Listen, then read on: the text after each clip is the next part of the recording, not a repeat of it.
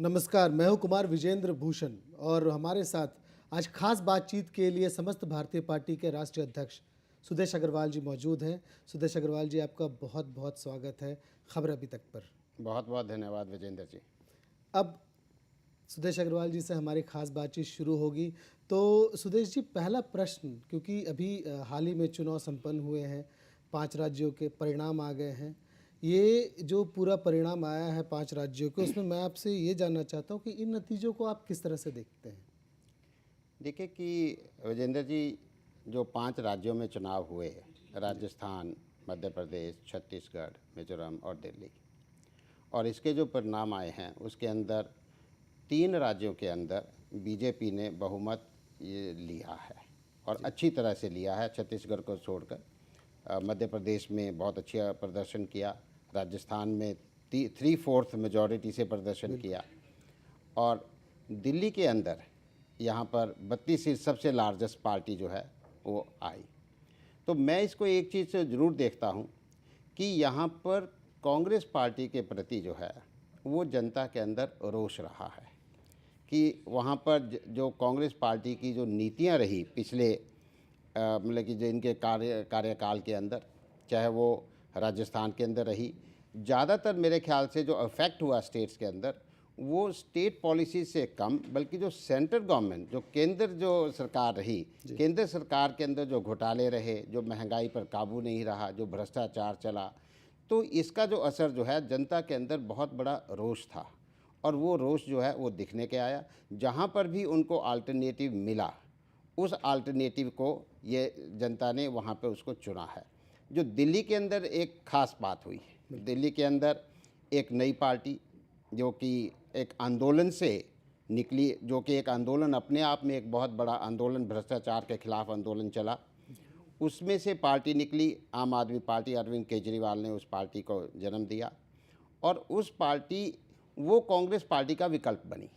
और वहाँ पर अगर आप देखेंगे कि वहाँ पर जो कांग्रेस पार्टी को जो नुकसान हुआ 35 सीटों का, उसमें से 28 सीटें जो हैं वो अरविंद केजरीवाल आम आदमी पार्टी के खाते में गई हैं। इसका मतलब कि यहाँ पे जो असर जो पड़ा है कि जो जनता का जो रोष था, वो सबसे बड़ा रोष जो है वो इन चुनाव में नज़र आया है।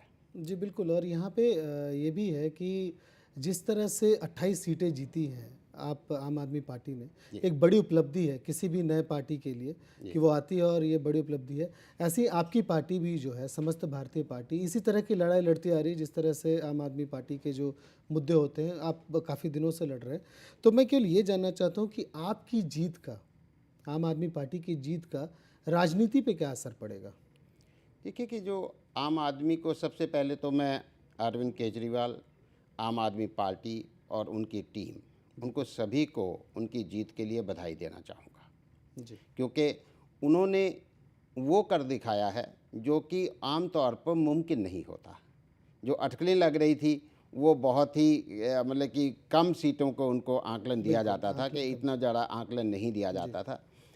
लेकिन इसका जो असर आने वाली राजनीति पर जो पड़ेगा, वो कई किस्म का असर जो है इस पे पड़ेगा। सबसे पहली बात तो ये है कि जो नई पार्टियां पूरे देश के अंदर काम कर रही हैं, जो कि स्वच्छ राजनीति की बात करती हैं, सिद्धांत की बात करती हैं, उनकी एक आशा जगी है कि वो इन बड़ी पार्टियों को चुनौती दे सकती दे हैं। सकते हैं, बिल्कुल। तो एक तो ये असर पड़ेगा।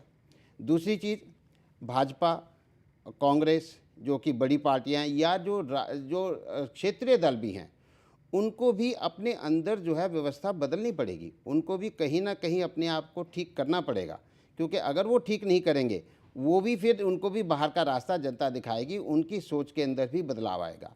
ये जो परिणाम आए हैं, जो दिल्ली के अंदर परिणाम आए हैं, दिल्ली के अंदर प्रदेश की राजनीति ही नहीं, पूरे देश की राजनीति के अंदर एक बहुत बड़ा प्रभाव आने वाला है। और देखने की बात है कि आम आदमी पार्टी इसको कैसे कैरी ऑन करती है।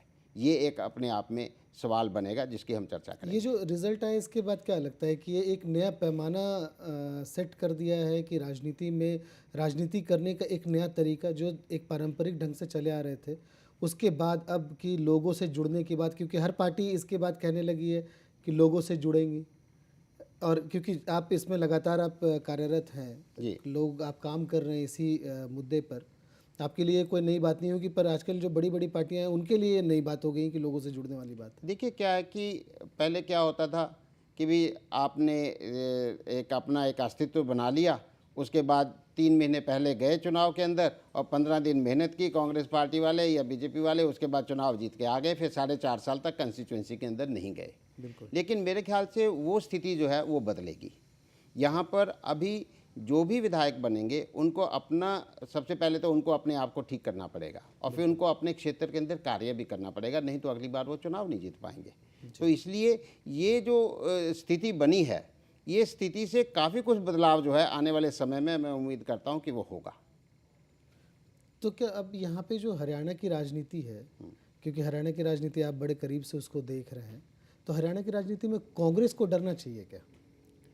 नहीं, कांग्रेस को तो हरियाणा में ही नहीं डरना चाहिए, कांग्रेस को तो मेरे ख्याल से पूरे देश के अंदर डरना चाहिए।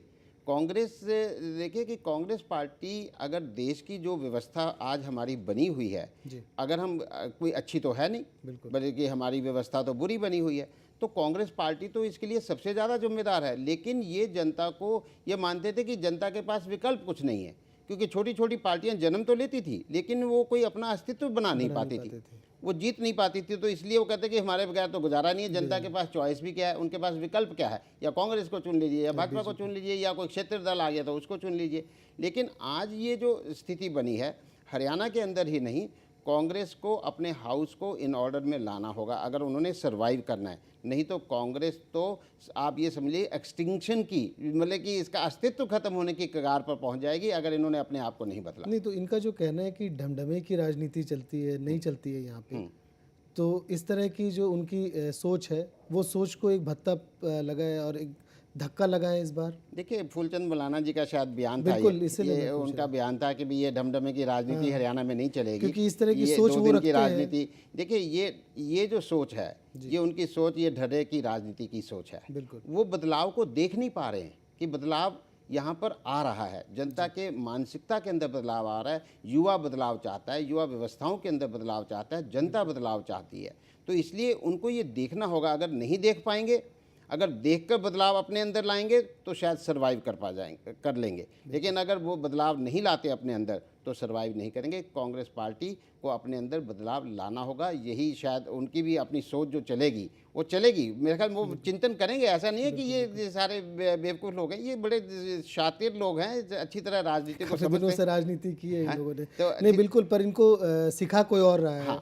आप जैसे लोग आ रहे हैं सामने और इनको सिखा दे रहे हैं कि राजनीति कोई पारंपरिक चीज़ नहीं है, राजनीति लोगों से जुड़ने की आज राजनीति के अंदर देखिए कि आज परिवारवाद को चुनौती मिल रही है, क्षेत्रवाद को चुनौती मिल रही है। ये जो चुनौतियां क्रिएट हो रही हैं, ये एक देश जो है एक नई राजनीति की तरफ बढ़ रहा है। मैं बहुत से राजनीतिक दलों को पूरे देश के अंदर जानता हूं जो आम आदमी पार्टी की तरह काम कर रहे हैं। बिल्कुल। देखिए उनकी सफलता या कितनी है कितनी नहीं है वो अलग चीज़ है, लेकिन वो हैं पक्के सिद्धांतों के, वो और स्वच्छ राजनीति करना चाहते हैं, प्रदेश का प्रशासन सही रूप से चलाना चाहते हैं। तो लेकिन इस जो घटनाक्रम हुआ दिल्ली के अंदर, इससे वो आशा बंधी है।